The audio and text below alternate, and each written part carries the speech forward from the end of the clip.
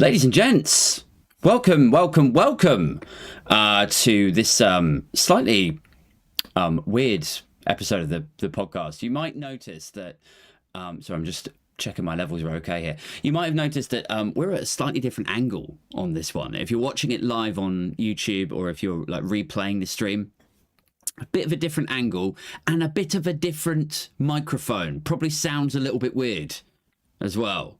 Maybe I sound weird because I've got this voice crack condition. I don't know if you've noticed, but over the last, it's been about 2 months now, my voice has got sort of huskier, like there's a bit of gravel to it now, you know? And also I feel like it's like there's some bass down the bottom, like it's real Barry White. But then there's loads of treble, so you got the bass and you got the treble, and then there's like this whole middle section here is just gone. So it's like bass and treble. So all it takes for it to like crack and go like high pitch now, like when I laugh, is just nothing. It's like a paper thin voice box is what it feels like. And I was like reading up on it the other day, and apparently this voice crack thing, like it can happen if you exert your vocal cords quite a lot.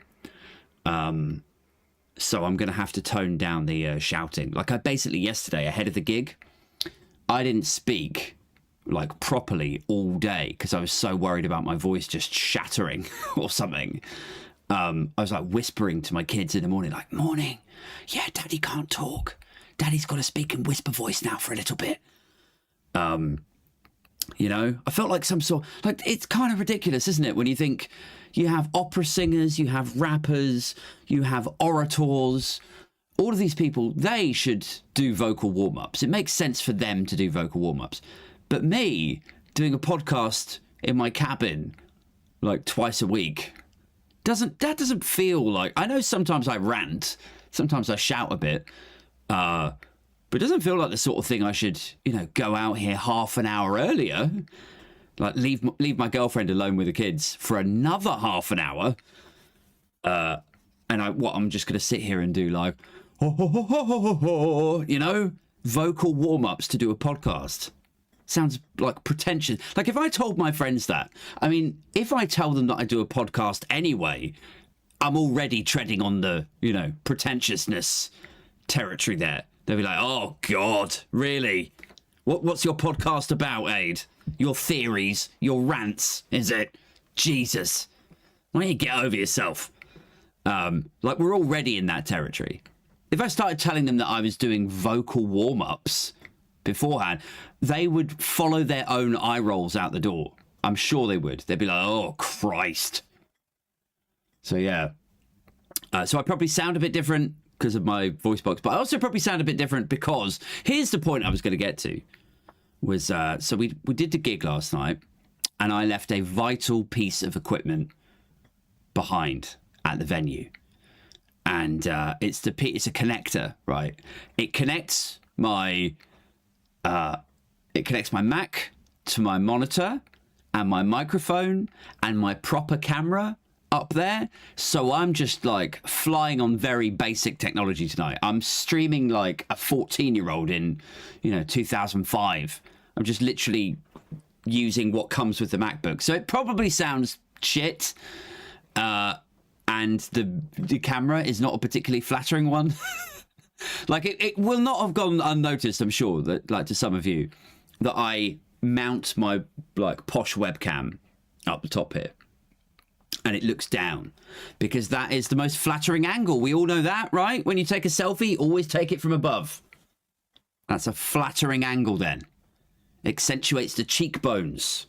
You're not looking up somebody's nose then because it's from above. You don't see the chin or the double chin or the triple chin. In my case, always from above. Most flattering angle. Which actually, makes a lot of sense when you think that how sexually unsuccessful I was in my 20s and early 30s. Because like I would go for women typically that were like a little bit shorter than me. I think that's quite normal, isn't it? You've got a bit of a height difference there. The man is up here. The woman is just very slightly smaller. And so then I'm looking at them from their most flattering angle. I'm like, oh yeah, she's cute. She's good looking. I like her. Because I'm looking down at her cheekbones. She's looking up at me, up my fucking nose and my triple chin. And so, yeah, it sort of makes sense when you think of it like that. So yeah, I'm flying a bit basic tonight, I'm afraid. I left a vital piece of equipment behind at the venue. Should I talk about what happened last night at the very first Thompsin and Other Disappointments live event? For those of you just joining the podcast who are not old school veterans, my hashtag binfluencers, my people of the booge, last night, Thursday night in London, in Shoreditch, we did our first live edition of the podcast. And there was stand-up, there was a reading, a psalm as read by Otto English, the very talented best-selling author, Byline Times contributor. Because it was supposed to be like a sermon to sort of reflect the fact that it's a cult, right? So we have this sermon. Otto does the reading. John Left of the Countryside was the MC. Ashley Hayden comes up and does something incredible, like really funny stand-up. And then I got up and I did my bit. I rapped my song, which I don't know how, if you're not that familiar with stuff that I put out. I did a rap song a couple of months ago. And I performed that live, and then I did some stand-up, and it was all going like great. It was really fun. And then we did the podcast, and that was good too. And then afterwards, a few of us stayed behind and we got really shit hammered. And I don't really remember my taxi ride home. Like, I've not really got any recollection of that. I think I must have just got in the cab and just passed the fuck out. I was in no fit state to catch public transport last night. And I've left all this equipment there. And I brought a cane with me. I brought like a hat and a cane that I was going to wear when I was like doing my rap song, because there's a line in the rap song about like wearing a hat and a cane, like Willy Wonka, like the Willy Wonka of dystopia, like pointing out awful shit all over the place. And I was dancing around the book club with this cane, and I must have looked like a complete fucking tosser, because like in your mind, when you've had like 4 or 5 beers, you're like, yeah, it's party time, let's fucking get into it. And the music was playing, and me and one of my Patreons, a guy called Kai, what's up Kai if you're listening, we were like dancing around. Like, to us in our zone, after a couple of beers, after a gig, the cane, dancing around, like it all makes perfect sense, it's within context. But then like when you wake up hungover and the self-loathing kicks in, and you get the flashbacks of who you were last night. And I'm just thinking, God, to everyone else who was just out for like, a quiet drink after work, what must we have looked like? What must I have looked like? Some fucking idiot dancing around with his cane. Like, yeah, check me out. Lord of the Manor. So yeah, it was a fun night though. It was really good fun. We had Super Tansky down there in the audience. We had a load of my Patreons. We had Danny fucking Price down as well.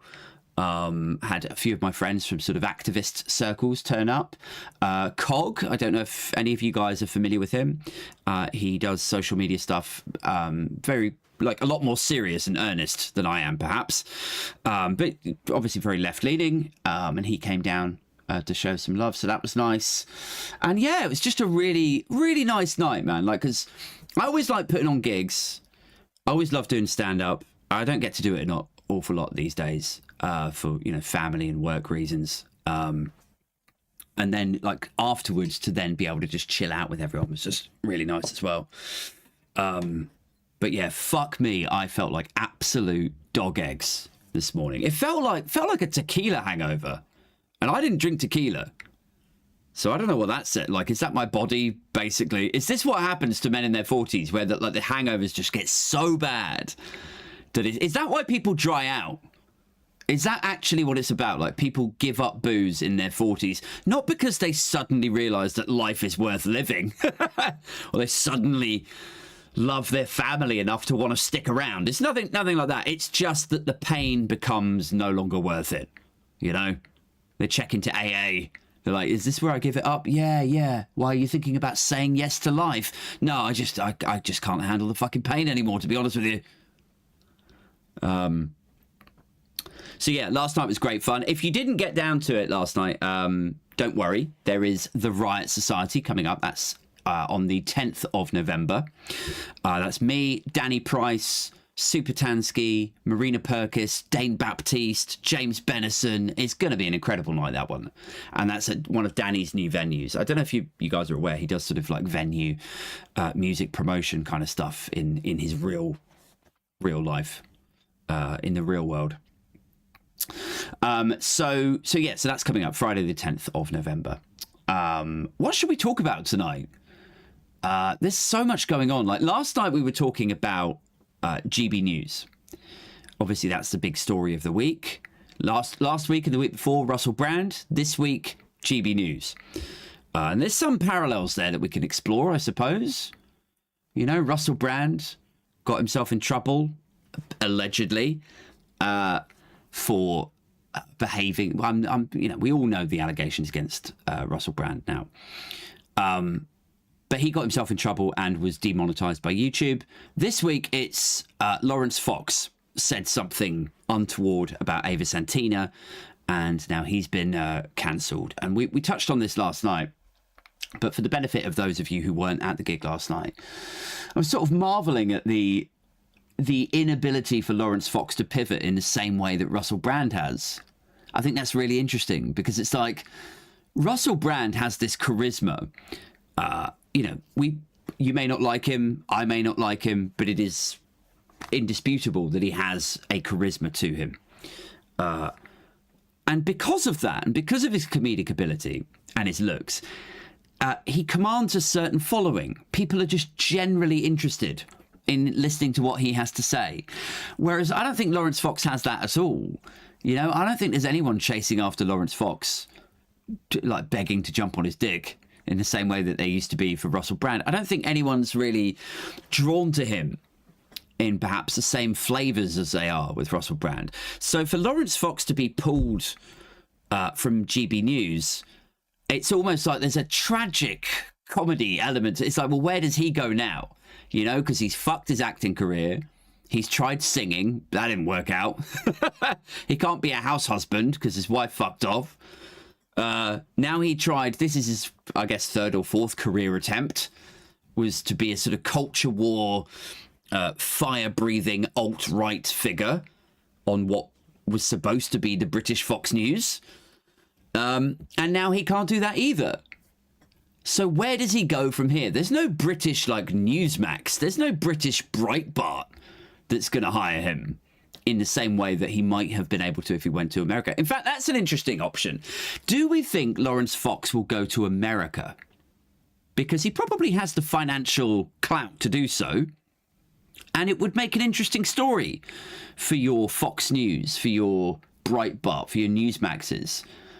If he were to go there as a contributor and be like, I spoke freely in the UK. Like, you think you guys have it bad with cancel culture. Look what happened to me in the UK. They can't handle me, and that's why I've had to come here. I'm basically a media refugee. Will you have me? I could totally see him doing that. But I do think it's interesting that, like, let's assume he does stay in England. He won't be able to pivot to Rumble and take his following with him there, because as I think I pointed this out on a tweet thread the other day, the people who watched Lawrence Fox are not really watching Lawrence Fox. You know, I know that sounds weird, but if you're 57 years old and you're sat there watching Lawrence Fox, what you're actually doing is you're watching GB News. Do you know what I mean? You're sitting there with your cup of tea, and your wife is in the kitchen. Neither one of you talk to one another anymore. You haven't exchanged a word or a sentence for fucking 17 years with your other half. You just sit there in the front room with your cup of tea watching GB News. That's what you're doing. You're not a fan of Lawrence Fox. You know, Russell Brand had fans. Lawrence Fox doesn't have fans. You know, and I think that's the difference. I don't think Lawrence Fox could pivot to Rumble, for example.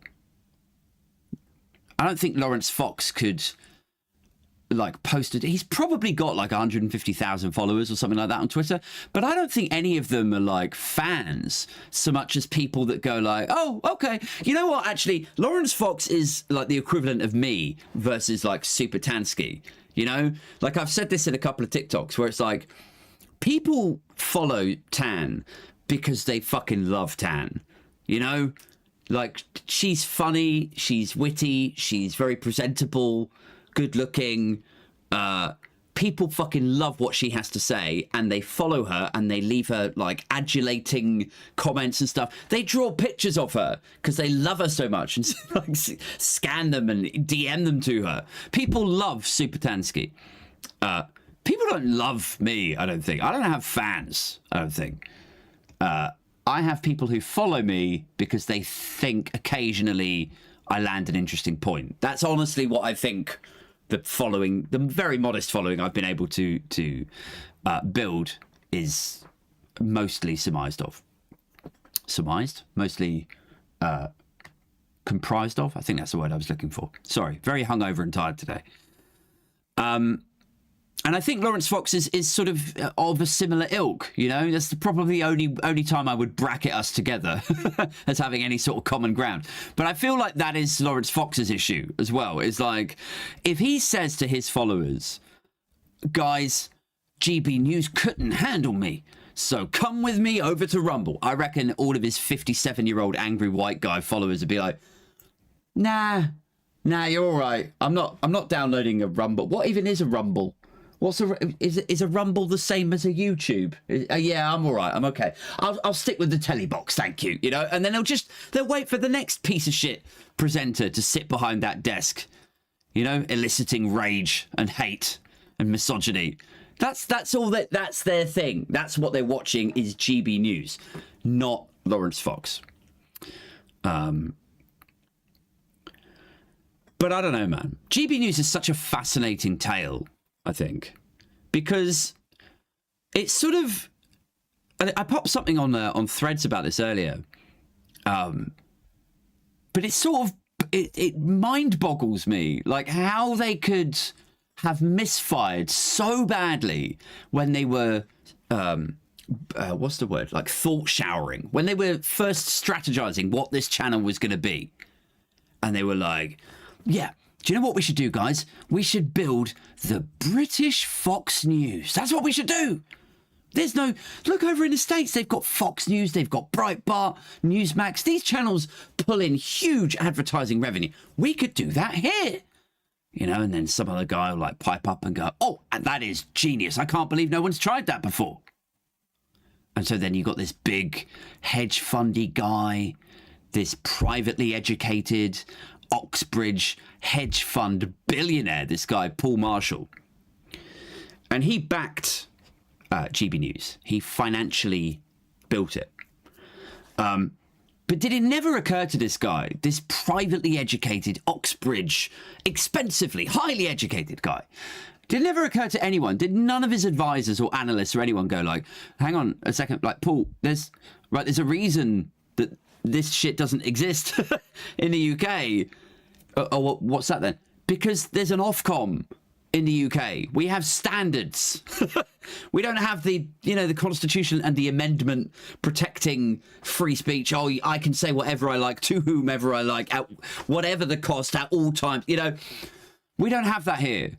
And you can market that as we don't have free speech here if you want to, but fundamentally what it comes down to is that you're going to get Ofcom on your ass every fucking month if you carry on coming out with some crazy shit, the likes of which, like they say on Breitbart or Newsmax or whatever. Like, did nobody say that to him?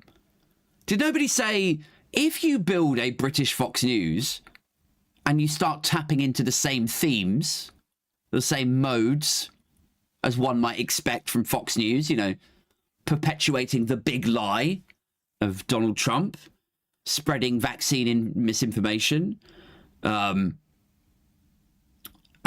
talking down the idea of white privilege or diluting the concept of slavery, or, you know, whatever the crazy theme is that week for Newsmax or Breitbart or Fox News. Did it never occur to them that go, if you start churning out these themes over here, Ofcom are just going to continuously investigate you. You can't do that, Paul. What are you? This is just going to be a very expensive exercise of setting something up and then having to sell it, you know? Which is kind of where I think it's headed. I think somebody will acquire it. Because I think somebody like Paul Marshall, I hope I've got his name right, end up fucking around and defaming some other guy called Paul Marshall. You know, I could see him having funded it, getting investigated by Ofcom, and reaching the sort of point that they're at now, where Lawrence Fox thing was going to be the 5th investigation by Ofcom into GB News. And you could imagine somebody like that's financially backed it going like, do you know what? This is just not worth the fucking time and effort. What am I doing? There are other ways that I could invest this money to affect change within the political system in a manner that I would like to see done. Do you know what I mean? And it's been around now, like they launched 2 years ago, right? So I'm guessing they must be at this sort of, you know, this point of review and reflection. But yeah, seemingly that never did occur to them. And maybe reflection is something that we should not really be expecting much of from this sort of subset of the British population anymore. Reflection seems to be in short supply within the right sometimes, doesn't it? It's kind of ironic, paradoxical or something, that people who are so all about themselves, self above all else, would be so impaired in the ability of looking at that self, right? You'd be like, well, all you do is talk and think about yourself 24/7. Have you ever actually looked at yourself or listened to yourself? No, I don't do that. No. Governing, behaving, and misbehaving entirely in self-interest just stops at that moment where it would require them to look at themselves. Anyway, the topic of sort of self-reflection among the right, I think, is an interesting area anyway, because, you know, it feels like at the moment you don't have to wait too long, do you, before another right-winger, another talking head, another insufferable pundit pops their head up, who is privately educated, went to Oxford, got a job in the civil service, was a support for a cabinet officer. Then, in fact, even today, I saw one of these, right? I saw Camilla Tominey share an article by Alison Pearson. So already we're talking two of the great minds of conservatism. Alison, I'm glad my kids have got COVID, Pearson. I saw Camilla Tominey today share an article by Alison Pearson, and it was... GB News are right. The establishment are trying to shut them down, right? Just take that in for a minute. GB News are right, or Lawrence Fox is right. The establishment do want GB News shut down. And I'm like, who the fuck is sharing this? Camilla Tominey, really? You know, where is the reflection? Where's the self-awareness here? Camilla Tominey was privately educated. I don't think she went to Oxford, but she did go to private school, and she writes for the Telegraph, which is like the most establishment paper ever. Pivoted to GB News. Like, how can you seriously be a privately educated Telegraph journalist and rail against the elite? It's like rail against the establishment. I'm really upset with the establishment. You are the establishment, you dappy bint. So yeah, the other big story I noticed earlier, this is not really political. This just broke in the last couple of hours. It says, Tupac Shakur, Las Vegas police charge a man with the 1996 shooting of Tupac Shakur. If you're not familiar with US hip hop, I feel sorry for you, because there's some fucking belters out there. But if you're not familiar with hip-hop, Tupac Shakur was a quote-unquote gangster rapper.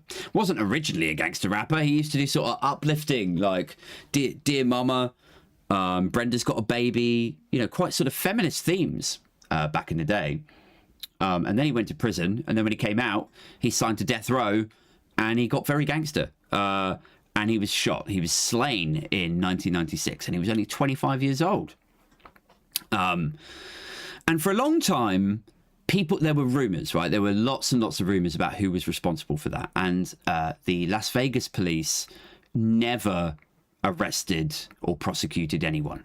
And Chris Rock did a really great routine where he was just like, he's talking, like, joking about rappers, like, how come it's always the good ones that die?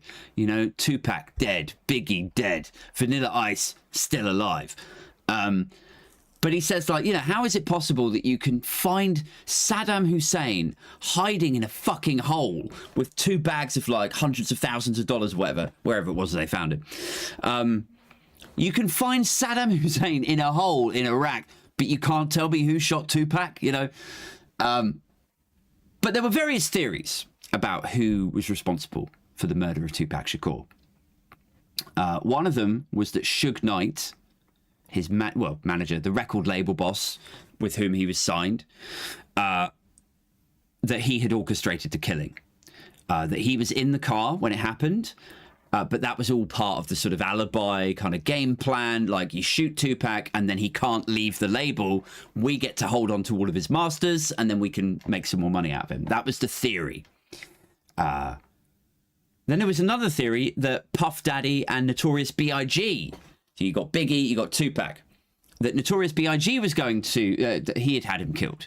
Because if you don't like, I mean, we're really getting into, you know, gangster rap lore now, but if you don't know the background of it, Biggie was married to a lady called Faith Evans, and Biggie and Tupac fell out quite badly, and Tupac did a song where he claimed to have had sex with Biggie's wife behind his back.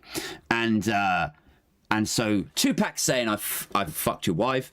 And then Biggie, apparently, the theory is, arranges for this murder to take place to get him back. So there's theory A is Suge Knight. Theory B was Puff Daddy and Biggie. Theory C was the one I always subscribed to, which was this guy, Orlando Anderson, who was a gangbanger from Los Angeles. And he was hanging around the casino that night, and Tupac and Suge Knight see this guy. They recognize him from a different gang or something, and they get in a big fight in the casino lobby, and it's caught on CCTV. You can see Tupac kicking the shit out of him and Suge Knight stomping it. It looks like a real mob scene, you know, like something out of Goodfellas. These sort of suited guys kicking the shit out of this guy on the floor. Anyway, this gangster, Orlando Anderson, apparently then goes off, gets all of his crew, and then they find Tupac and shoot him. And that was the theory that made the most sense to me. Now, Orlando Anderson died about 2 or 3 years later, I think, in a separate, unrelated shooting, being the gangbanger that he was. And I think Tupac's mum was interviewed years later, after he died, saying, like, do you think that the individual who was responsible for that, for your son's death, do you think he's still alive? And she said, no, I don't. So it seems obvious to me that she also believed that Orlando Anderson was responsible for this. So what's really interesting now is, like, if Las Vegas police have just charged a man now who's obviously not dead, unless we're charging corpses, like, who the fuck have they charged if pretty much everyone agreed that it was Orlando Anderson that murdered him? Unless, in fact, do you know what? Let's stop blethering. Let's just get through the story, shall we? So, Tupac Shakur. Las Vegas police charge man with 1996 shooting of rapper. The hip-hop star was shot dead, aged 25, in 1996, while a passenger in a black BMW stopped at traffic lights on a street near the Las Vegas Strip.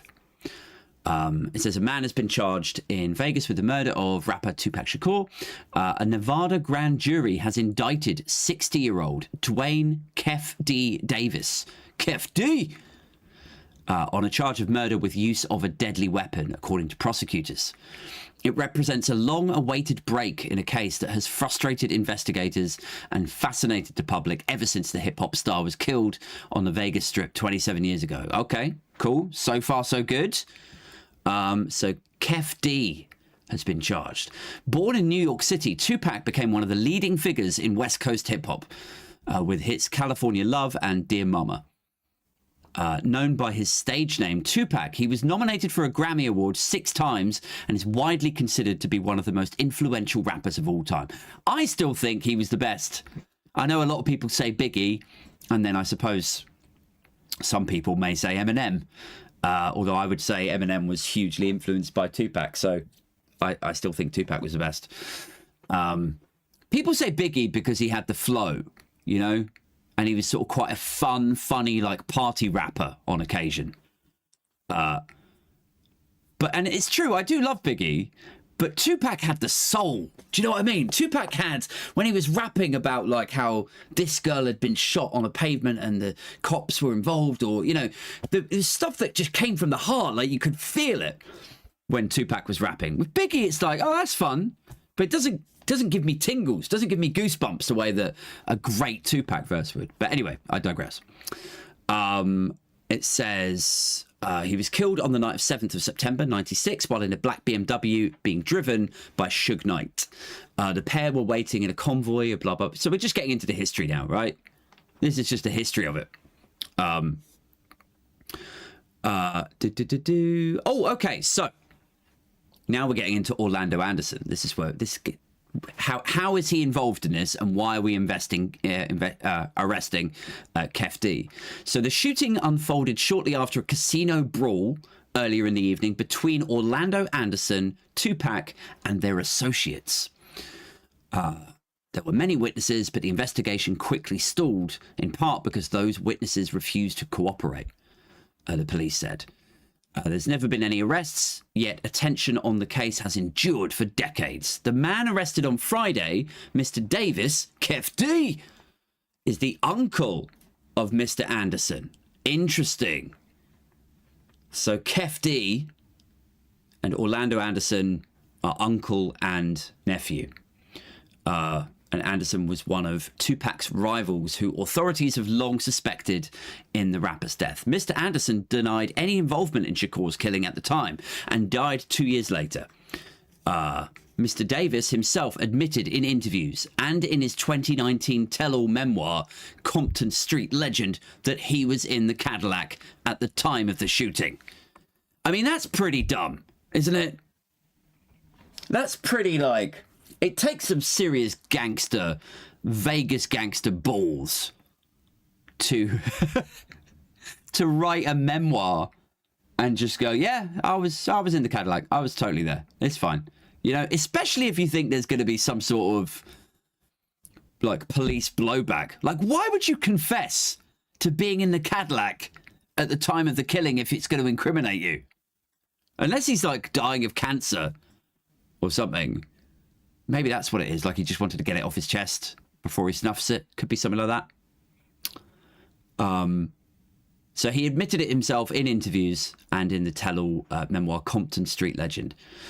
In July, police searched a property which public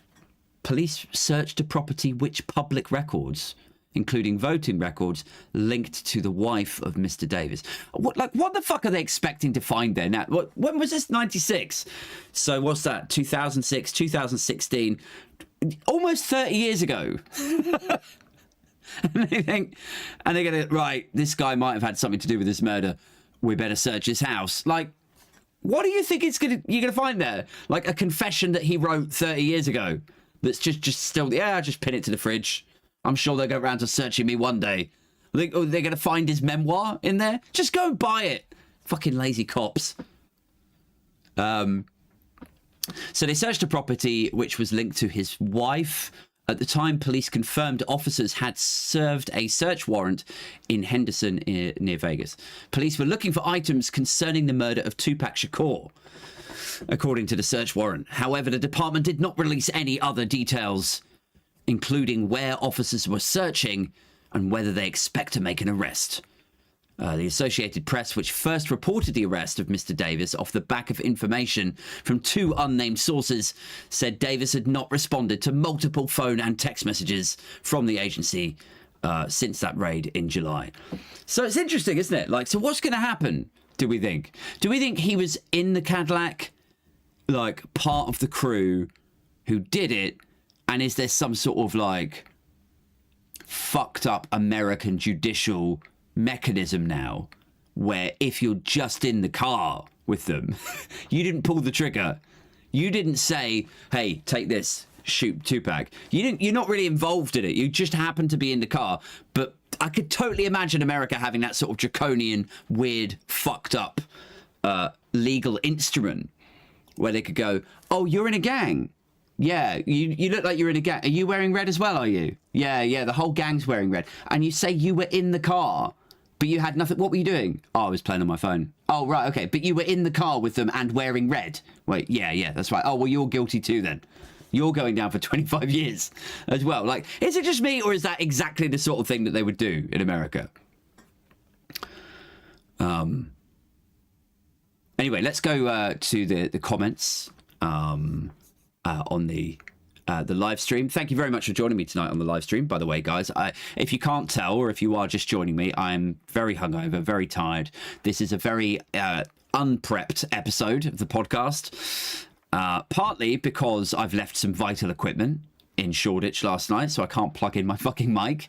I've got no proper webcam on me, and my voice sounds like shit because I have a condition called voice crack.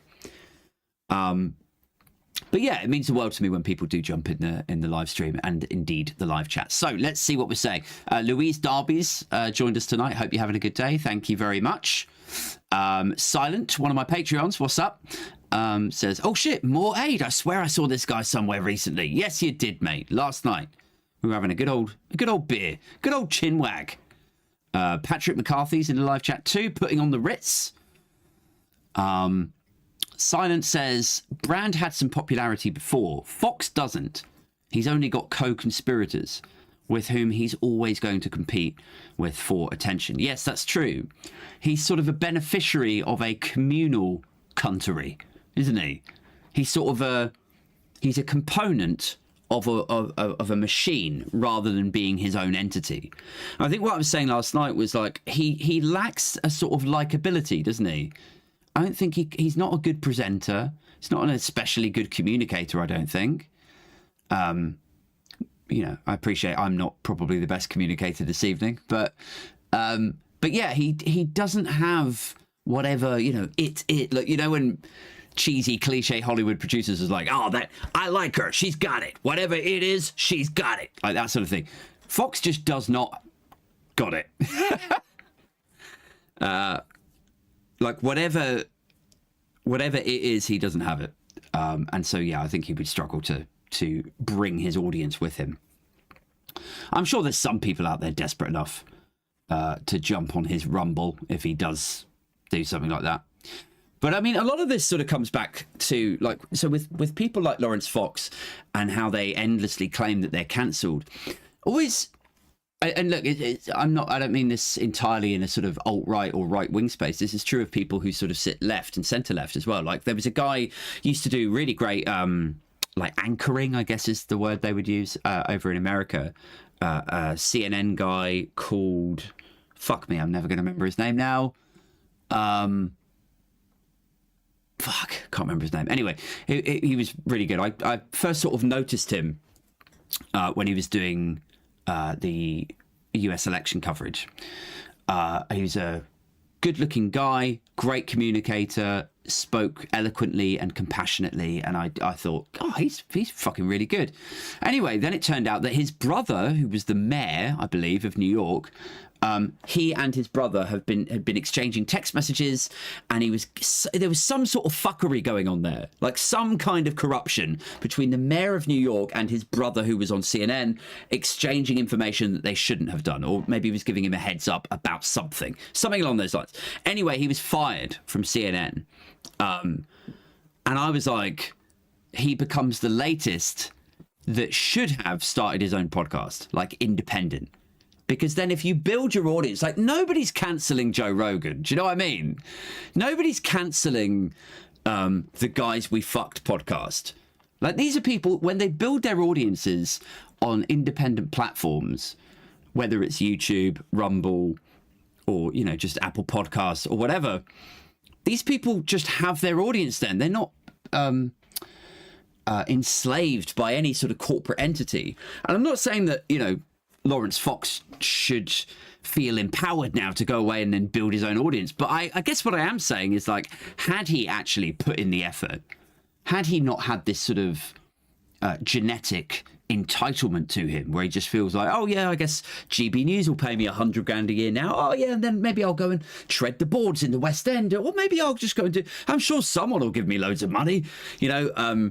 Had he not had that, had he actually worked at building something himself, he wouldn't be in the pickle that he's in now, would he? Not that I imagine he's in much of a pickle. I mean, I gather he's quite rich anyway, isn't he? So he's probably got like rental properties and, you know, people paying his mortgage for him and all that shit. So I don't think he'll be starving. Right, let's carry on, shall we? The car crash recent interview of Fishy Rishi in Manchester. I think the journo was called Anna, about HS2. Didn't go well for the robot.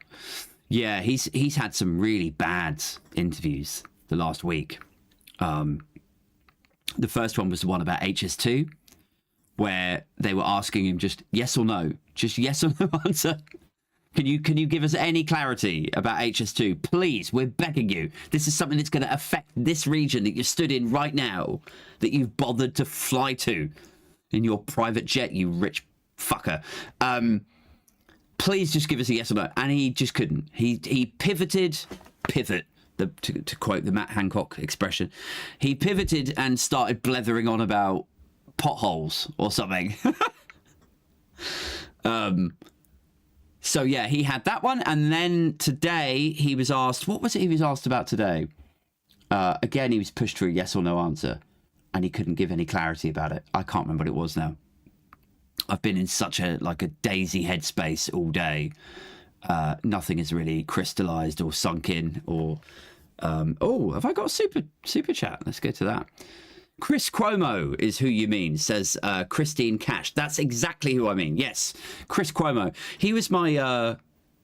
I said to my girlfriend, I was like, I think I've got a man crush. I think I've got my first man crush. Because, like, here's this sort of chiseled, good-looking guy who loves his hip-hop. Like, he was throwing hip-hop references into his, like, election coverage. But also he was really compassionate and obviously very political. So, yeah. Thank you very much, Christine. You're my first ever super chat, so thank you. That means the world to me. Tim Ballon says evening flaps. Thank you very much for that, Tim. Who else have we got? Oh, we've got quite a lot of chat going on tonight, guys. This is good. I'm feeling this. Louise says, don't you dare lump yourself in with that pillock, meaning the common ground I suggested that I was sharing with Lawrence Fox earlier. Counter Kev says Marshall wants to buy the Telegraph. Apparently, I could totally see that happening. I feel like the Barclay brothers owned it, right? I don't know if they didn't. Did they sell it? There was some sort of family dispute going on. I don't know if you guys are aware of this, but there was a family rift between I think one of the Barclay brothers passed away. And there was a discussion about wealth and inheritance and all the usual stuff. But because they're such a rich family, because all these people are fucking sociopaths, I always say this, but it's true. It bears repeating. It's all fun and games when it's all sociopaths together in the Carlton Club laughing about how they can fuck over poor people. But sooner or later, you'll be reminded that these people are still sociopaths and they will absolutely fuck you over if it means getting ahead of you. So even though they're a family and even though I'm sure they all love each other and spend Christmas together, they were all secretly recording each other. I think there was something about somebody had swept a hotel suite to see if there had been bugs installed ahead of this family meeting to discuss inheritance or something. Anyway, that's a sort of side note. I think a while ago it was being touted for sale, wasn't it? And because the comment pages of the Telegraph are so fucking batshit, it is exactly the sort of stuff that you would expect to see on GB News. So yeah, I think that would be an interesting purchase for him. And this sort of goes back to something that Josh from the Movement Forward said to me a while back, because I was saying why they can't even be making any money. The cost of all their talent, the cost of hiring in all the faces like Eamon Holmes, Lawrence Fox, Lee Anderson, all these people are paid hundreds of thousands of pounds a year. And the minimal advertising that they now have, because the advertisers keep leaving, it's got to be on a running to going broke, to being bankrupt, to failing. I was like, who is still backing this thing? And Josh from the Movement Forward was like, you have to stop thinking of these things as like individual businesses. What GB News is a political instrument for people who want to subtly stealth lobby for change. And it's exactly the same as the Telegraph comment pages, the opinion pages, is like, it's not actually about making money out of a broadsheet like the Telegraph. It's not about making money out of advertising revenue from GB News. It's about very softly lobbying and pushing these narratives that inheritance tax should be abolished, that you shouldn't put VAT on private school fees, that we shouldn't investigate tax avoidance, for example, that corporation tax should absolutely be dropped to the bare minimum. We should drop it to 13%, guys. We should not tax companies at all, or dividends. We should, they stealth lobby for the changes that they actually want to see, and then that money means that they keep more of their $600 million fortunes, and that's how they make their return on it. I was like, yeah, that makes sense. And it's like, when you look at it in that context, something like GB News being kept going, even though it's running at a financial loss sort of thing, makes absolute sense, doesn't it? Just a Thought says, Vanilla Ice, ease off my boy, Rob Van Winkle. Yes, that's his name, isn't it? Rob Van Winkle. To be fair, if my name was Rob Van Winkle, I'd probably change it to something slightly cooler too. Although, who the fuck am I to talk? My name is Aid Thompson, and I changed my name to Aid Thompson, which is probably the worst, shittest rebrand ever, isn't it? Worst stage name ever. Just basically changing my name to my name. Like a fucking idiot. Mojo Sabian says, good evening. Hello, Mojo. How you doing? Hello, Mojo. How did it go? It went good, thank you. It was good. I was very shouty towards the end of the night, so I'm very hoarse today, and I was very hungover. I was not feeling smart this morning. I was saying to another one of the Patreons earlier, Bowman, I was saying, I was not feeling smart at all this morning. I was knocking on the door of like puking. Like I probably could have been sick today for the first time in a long time.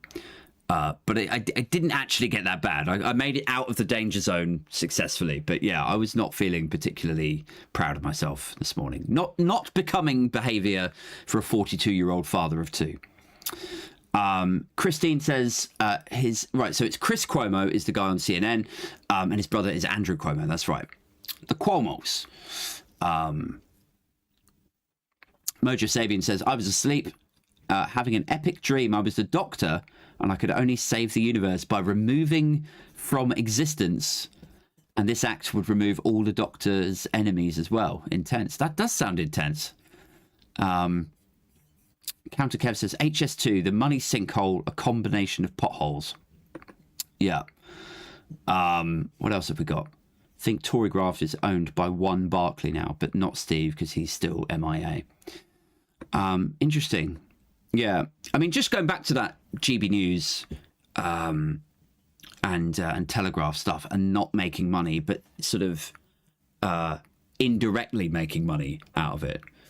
It's not dissimilar to Rishi Sunak. It's like, if you look at these things like loss leaders, that's actually what they are. It's no different to Tesco selling cans of beans for like 9 pence. It's like, obviously that's not making them money. And if you look at like GB News, like, or Sky News even, like any of the news channels don't really make much money, and newspapers famously don't make any money. So it's like, well, what are they there for?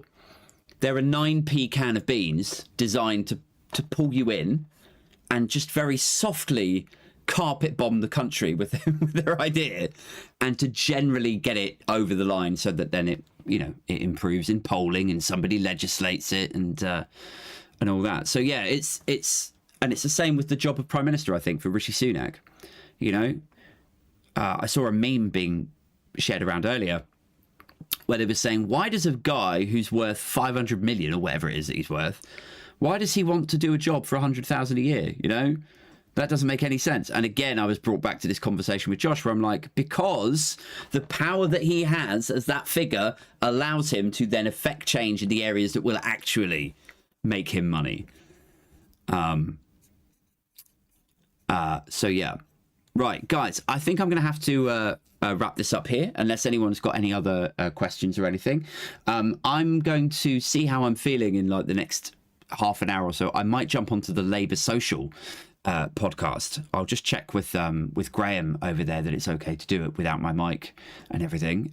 Because if he's expecting a professional broadcast from me any more than he ordinarily would be, then he might be in for a rude awakening because, well, A, I'll be rude, but B, it's, you know, I don't have the equipment here. I'm really fucked off. Like if I've lost that thing, that connector, that's how I make like my music, is like a little USB thing that's on it, a little dongle that allows me to open up the music software. And if I've lost that, I can't make any music software. So I would really be fucked. Anyway, so I'm going to jump off now, guys. Thank you so much for tuning in. Anyone that's new jumping on here, I like to do a live stream every Friday night at 7:30. So if you are partial to a beer to round off your week, and you want something to watch and listen to, and you are partial to politics, news and dystopia and all that, then jump on the live stream. I do this as a live podcast. I rant about life, love and the universe, and then it goes out on Spotify, Apple 2 days later, and in those 2 days it's on Patreon. And also patreon.com/Aid Thompson, and you get access to a Discord chat. You get the live show tickets first. We do London meetups. Actually, I need to do another London meetup because I've not done one yet. When was the last? I think the last one was in April. It feels like ages ago. So yeah, there's loads of stuff on Patreon. So go on patreon.com/Aid Thompson.